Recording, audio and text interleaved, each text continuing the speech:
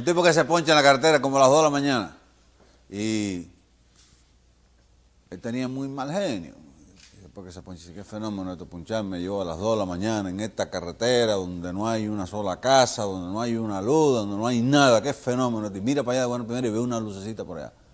Dice, hay una luz ahí, a lo mejor es una casa. Y empieza a caminar rumbo a la luz, poquito a poco.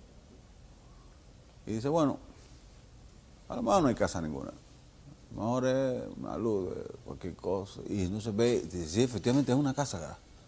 Es una casa, pero bueno, a lo mejor el que vive ahí no tiene carro.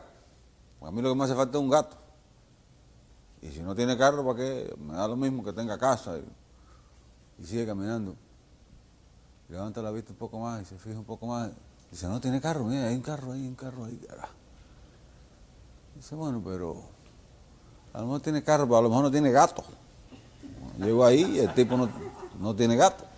Y si no tiene gato voy a perder mi viaje, llegar hasta aquí. Pero seguía caminando. Y dice, mire, de todas maneras, déjame tocar. Porque a lo mejor tiene gato, pero a lo mejor es un tipo de esta gente que no le gusta ayudar a nadie. Y llego yo allí. O está de mal humor y llego y le toco la puerta y me dice cualquier frescura y vamos a tener un problema. Y llega a la puerta así, toca y cuando toca, el tipo le abre la puerta y le dice, buenas noches. Y dice, métete gato por el culo, chico.